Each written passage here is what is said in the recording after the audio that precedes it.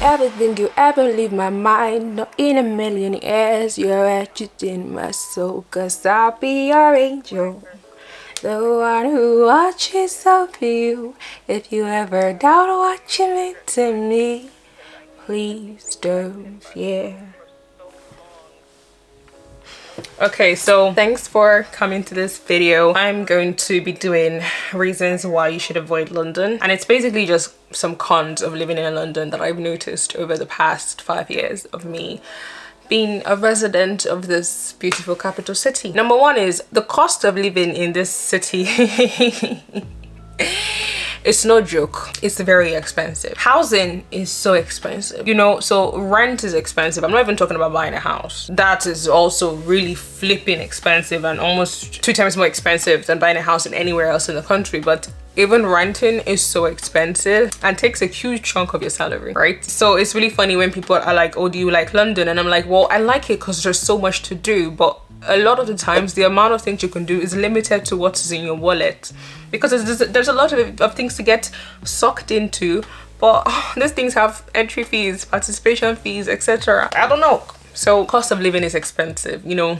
Cost of public transportation, however good the transport is, the cost is actually quite expensive. So to get, you know, a month's pass to use a tube, just even between zone 1 and zone 2, and I think there's like 9 zones in London now, is over like £130 or so. So it's quite expensive. Very convenient, very nice, very efficient, but super expensive. Another thing is the weather, but obviously this is not just limited to London, it's the UK as a whole. It's not the warmest country. It's actually quite cold. And I know they say, yes, the UK experiences all 4 seasons. So spring, summer, fall, and winter. And I think that's nice as well. I think that's nice. I'm not gonna lie. To be honest, that's nice. But if I'm being honest, 3 out of those 4 seasons are just really cold and wet. So autumn, winter, spring, they're all cold and wet. And then summer is hot and nice and warm. So maybe I'm just putting weather here because I think I wanna, you know, in the future travel and stay in a place, at least for a while, that is warm and like not humid, but just, you know, nice. I was telling my friend this a few days ago, and she told me she lived in San Diego for a year and the weather is amazing. And, you know, ever since I had that in my mind, I've like added it to my vision board to, you know, visit Cali and chill there for a while. And so now when I think about the weather of London, I'm like, I'm so over this. You're cold all the time and I'm just not interested anymore in that. It's just so sad, like always having to wear a coat. And if you're someone who's into fashion as well, yeah, you can work with it, but it also means there's a lot of clothes you can't wear, because even if you wear it and look nice, you're gonna have to put a huge coat over it when you're leaving the house. And so you don't get very, from a fashion and styling perspective, you don't really get too excited when you're leaving your house because you're all coated up, scarfed up, gloved up. Whereas during summer, you can get all your clothes out knowing that you're gonna be sporting a different look every day. So yeah, I mean, if you're into places that are a bit cold most of the time, then yeah, come to London. But if not, I would say look for some other warmer cities in the world and go chill there, no pun intended. Noise pollution. So noise pollution is interesting because when you're in London, you don't actually feel like there's noise pollution. It feels quite quiet. But I remember I went to visit a friend in Preston. I think it was probably 2 years ago, so right before the start of the pandemic. And I remember going there and it was very calm and I didn't notice much. But I came back to London, it was a day's trip, and coming back into London, I felt like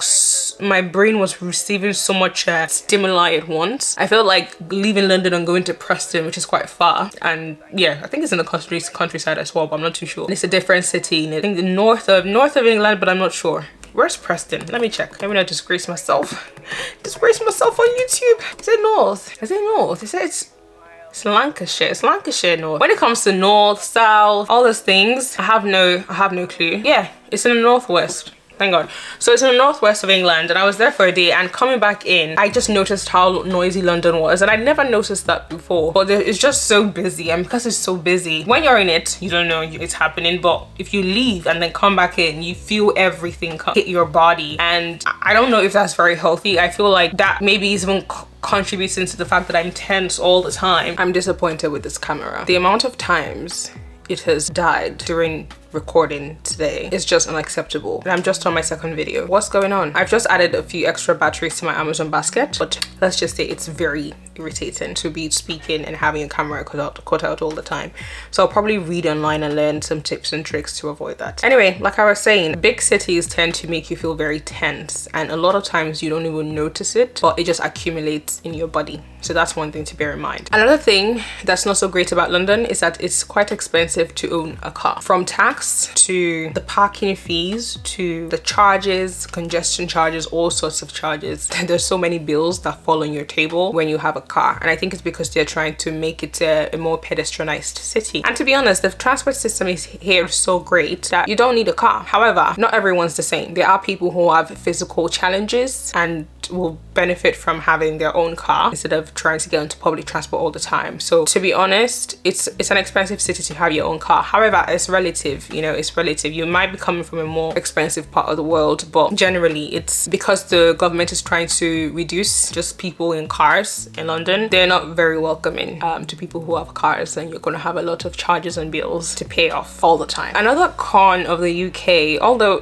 it depends on what route you use to come in, is that it takes a long time to naturalize. I think it takes about 10 years, but again, this is relative because some places take longer and some places you can never naturalize into being a citizen, just like you know, the Middle East and UAE, etc. So, well, I know for UAE, I'm not sure about the other Middle Eastern countries, but like I was saying, it takes 10 years to naturalize and become a citizen in the UK. Now, there are some visa routes that will make that faster. Let's say you come in here as a skilled worker, then it'll probably take you about 6 years to become a citizen. But yeah, I think there are countries in Europe as well where you can actually naturalize a lot faster. So if actually to get another citizenship is something that is on your mind seriously, and it's one of the reasons you're considering moving, and it's a factor you're considering when you're looking at different options, then just know that you should probably look into how long it will take you to naturalize if you come to the UK. So a lot of times when people ask me should they do their master's degree in the UK or Canada, my Nigerian friends, I always tell them, by any chance is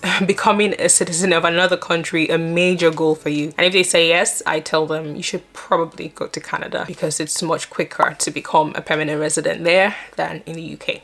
Last I checked anyway. Another thing that's not so great with London is, you know how I said in my other video that there's an endless amount of things to do? Well, that's not always a great thing. Sometimes you'll end up experiencing the paradox of choice and not doing anything at all because there's just so much to choose from that you don't even know where to start looking. You don't even know what to look for. It just feels overwhelming, and you end up like me, spending every weekend at home watching TV and not making the most of the city. Yeah, so there can be that kind of like information or activity overload, and yeah, it happens, but just something you should bear in mind. Another thing about London that you should know is that even though there's a lot of people and there's loads going on, it's paradoxically not as easy to make friends here. I don't know how to explain it, but London is like a city that is filled up with lonely people, but it's filled up with people, but like people are lonely, and I don't know what the reason is. Maybe I'll read up on it and we'll do a video later on, but I just feel like you're more likely to make friends in even smaller towns than London. I don't know if it's a British thing, I don't know if it's just me, but it can't just be me, because even though I noticed it, like even doing research for this video, a lot of people also said it and wrote about it, and these are people I don't know and I've never met, so it's not as if, oh, everyone I know or everyone in my circle thinks the same thing. But it reminds me of that song, Sam Fisher. What's the lyrics? Let me check. I was saying lonely people. No, that's not it. Hold on. Because he sang the song called The City, and there's this lyric. Yeah, it's like, I've been seeing, I just tried to talk saying, I've been seeing lonely people in crowded rooms, covering their old heartbreaks with new tattoos. It's all about smoke screens and cigarettes, looking through low lights as silhouettes, but all I see is lonely people in crowded rooms. The city's gonna break my heart. The city's gonna love me, then leave me alone. The city's got me chasing stars. It's been a couple months since look at me, I'm trying to like sing a cappella. I don't actually know the lyrics offhand, but that's the point. Lonely people in crowded rooms. That's the vibe London kind of gives. And there are people who come here and they have wonderful friend groups and everything, but I don't know, I just feel it's not very easy to make friends here. But oddly enough, it's very easy to meet people. I don't know, people are just highly siloed. Not sure why. Might be a combination of things. Might be a combination of technology. Might be a combination of like weather, so people don't want to be inside cozied up in the rooms rather than like hanging out on a warm day, because there's no warm days. But I'm gonna read into it because there has to be a reason why it's a crowded city, but like making friends isn't the easiest. And then finally, I would say there's still racism, right? It's not very overt, so it's not something you would feel or hear too much. And I would say also a lot of it is unconscious, so a lot of people would have racist beliefs, but they don't even know their racist beliefs. And I think that's even more deadly, when I may be able to tell, okay, that this person is doing something racist, but they won't even know that it's racist. They wouldn't think it's being racist. And if you call them out, they'll get super defensive because they'll even feel offended that you're suggesting that. So I think there's still definitely that. Like the first time, or the first few times me and my mom and my parents, like my family, would come to the UK for holiday, we would notice that in all this like corner shops and stuff, people will often, now I don't mean to call any race out, but it's usually like the corner stuff with like South Asian people at the till. So obviously they own the store and everything, but a lot of times we would go into corner shops, and this is across London because we live in different places, and we walk in and like their eyes follow us in this really weird, suspicious way, like they think we're gonna steal something.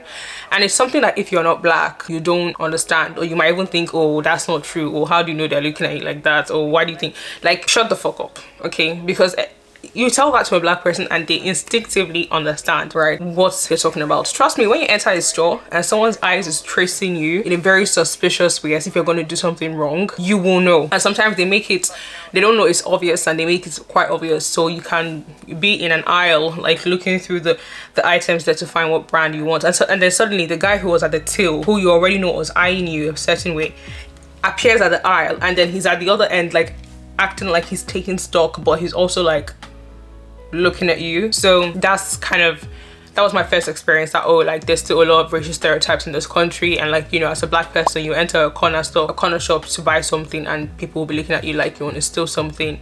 And my mom even noticed this as well, and she started doing this thing, and I felt really sad because no one should need to do that. So when she's walking into a corner shop, she would like increase her voice and then start to talk to me. So she would walk in and be like, oh, so you know what, let's just grab a can of tomatoes and maybe some oranges to make some stew for today. But she would say it really loud, as if she's talking to me, but with a loud voice. And I think the intention is so that they hear, like the people at the till and the people in the store would like hear that she wants just to buy some few things and she's not there to steal anything.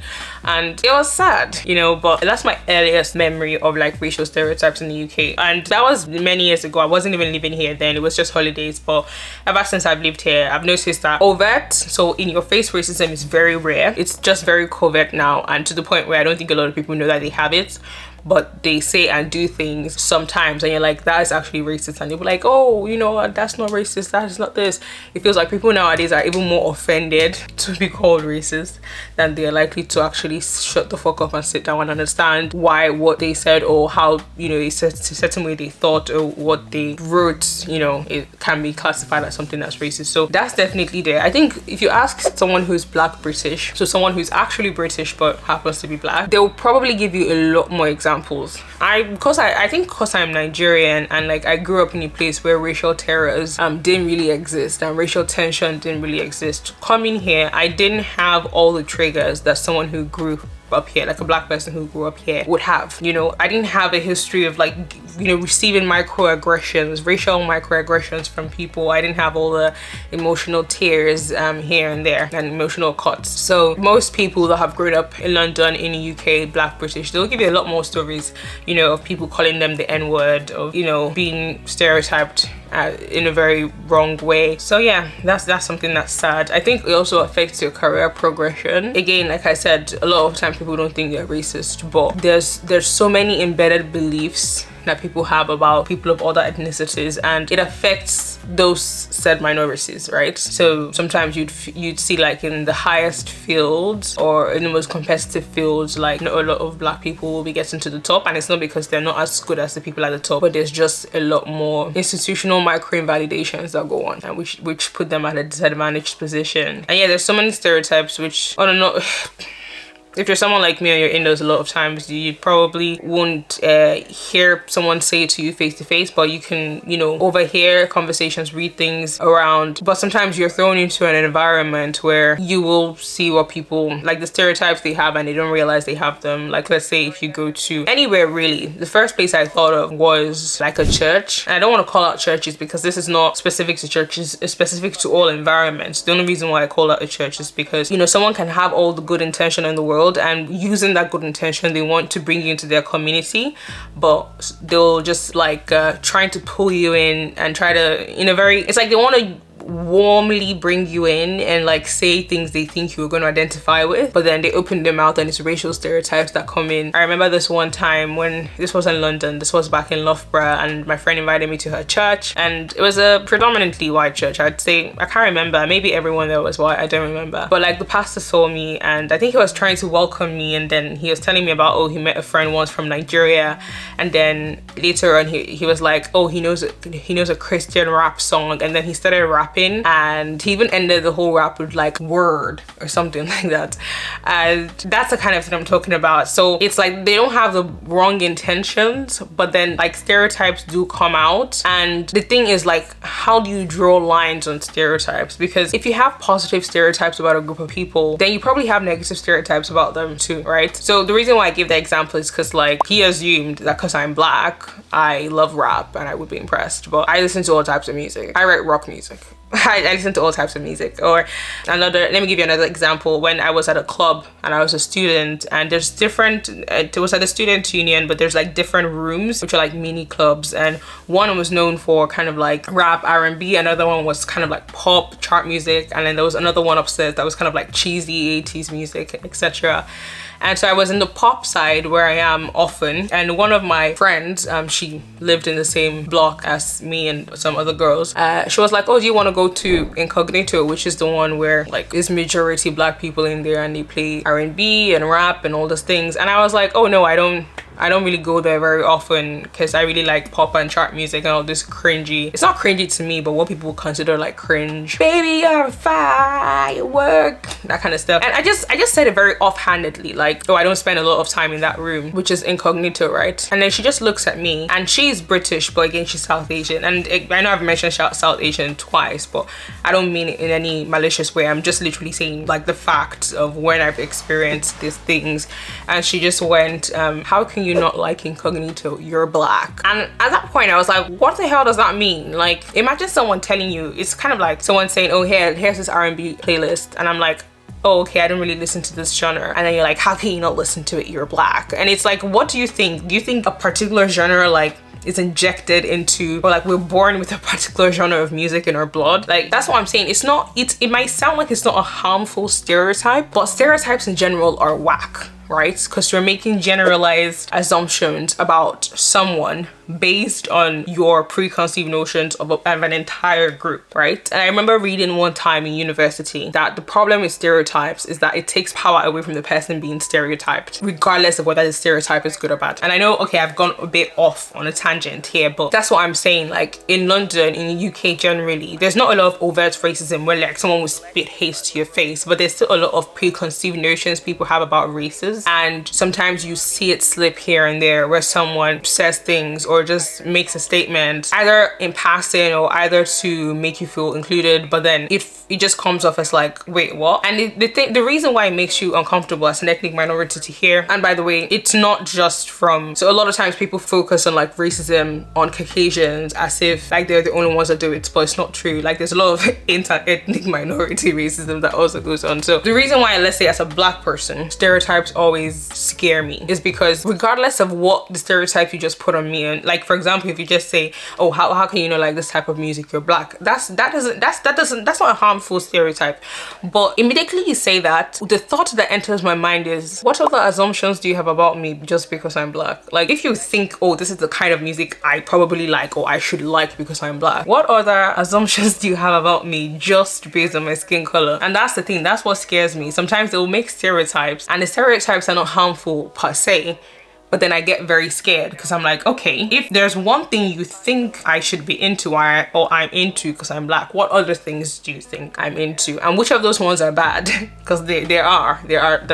If I have good assumptions, if I have good assumptions and stereotypes about white people or Chinese people, there's always going to be a flip side of the coin. Plus I hate saying things like white and Chinese. I should probably not do that because white is a color and Chinese is a nationality, so it should either be white or another color, which will already tell you that that's problematic, or British and Chinese, right? Because they're nationality. So that is also one of my pet peeves, but I just fell for it myself. And where people do things like put nationalities and colors together, whatever. But again, I'm not very clued up on racial arguments, and that's because thankfully I didn't grow up with racial tensions or racial terrors, so I don't have like a lot of racial trauma in my body. For gender, I have a lot. Like if I start talking about gender right now, by this time tomorrow, by 2-3 days, I haven't stopped, right? So I grew up in a place with a lot of gender tensions and gender problems. So for me, that's like my crutch. But when it comes to race, I actually consider it a blessing because like gender stuff gets me really riled up. And I'm like, oh my God, if I had another one, that would fucking make me furious every moment of the day. But yeah, I'm just saying, I don't know. I feel like I've gone off on a tangent, but generally you'll have a good time. You will encounter people, though, if you're a person of color, you will encounter people who make assumptions about you or do things, and it's not common, but sometimes you will notice it, and hopefully it wouldn't be like a negative situation that would like traumatize you or something. But to be honest, I don't know if it's better or worse than anywhere else in the world. Like I've lived in Nigeria and in UK, and that's it. Nigeria, because everyone was kind of like, everyone's Nigerian, African, we didn't have racial tension because they weren't different races like per se. So I grew up in a place where it was homogeneous when it comes to racial lines, like, and then I'm living in the UK where, okay, I can see there's differences with how we regard different races, but I've not been to any other country, so I can't really speak as to how that works. I do have a friend though who's American, and she came here for her master's, and she says like the US is way more racist than the UK. I don't know what that means. I've never been to the US. She just says like currently it's palpable there compared to like the UK. So I don't know. Again, I'm gonna end this video here now because that was all my points on why you should stay away from London. Apologies for all the tangents I broke off into, by the way, but let me know your comments. And by the way, just remember that like everything I've said here, especially when it comes to personal stories, they're just like my lived experience. You know, it's not invalid if, let's say, your experience has been different. So if just have that in mind. And also your experience isn't invalid if, you know, it's different from mine. Everyone has a completely different experience of life. So, you know, if you feel like, no, this is not how London is, then sure, come to London. If you think, oh yes, this is how London is, then, you know, put it in the comments. Let me hear your experience, like all the things I've said that, okay, aren't so great about London. Is there maybe a different way I could see it that would, you know, change the perspective into a more positive one? I don't know. But yeah, I'm gonna leave you now, so peace out. Thanks.